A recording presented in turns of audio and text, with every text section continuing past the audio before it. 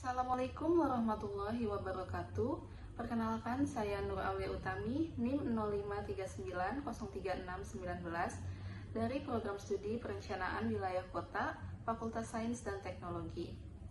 Berikut ini saya akan menjawab tugas tutorial 1 mata kuliah Perencanaan Kota dengan soal jelaskan dampak urbanisasi serta tantangan dan masalahnya terhadap pertumbuhan perkotaan. Secara garis besar, dampak urbanisasi di negara maju akan berbeda bila dibandingkan dengan negara berkembang. Perbedaannya adalah pada negara berkembang, secara fisik kota akan tumbuh menjadi besar dan luas dengan tingkat teknologi dan kualitas kehidupan kota yang kurang memadai.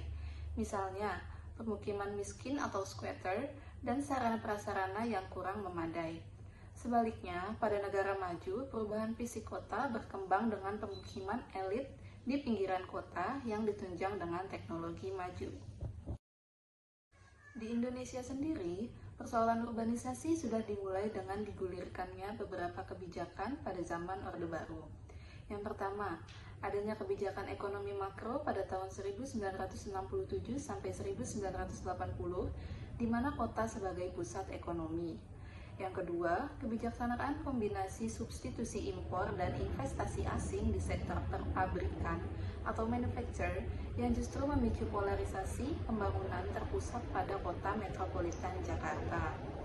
Yang ketiga, penyebaran yang cepat dari proses mekanisasi sektor pertanian pada awal tahun 1980-an yang menyebabkan kaum muda dan para sarjana enggan menggeluti dunia pertanian atau kembali ke daerah-daerah asal mereka.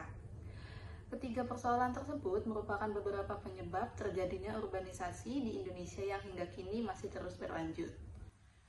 Dilihat pada perkembangan perkotaan saat ini, urbanisasi juga menimbulkan berbagai tantangan dan masalah terhadap pertumbuhan perkotaan, seperti meningkatnya kepadatan penduduk yang menyebabkan tekanan pada infrastruktur, fasilitas umum, dan lingkungan. Kemudian ada pertumbuhan penduduk yang tidak seimbang dengan kapasitas kota, mengakibatkan kemacetan, kekurangan perumahan layak, meningkatnya kawasan pemukiman kumuh, serta masalah sanitasi dan limbah. Dan yang terakhir yaitu, urbanisasi juga dapat memperlebar kesenjangan sosial dan ekonomi antara penduduk asli dan pendatang, serta memicu adanya konflik sosial.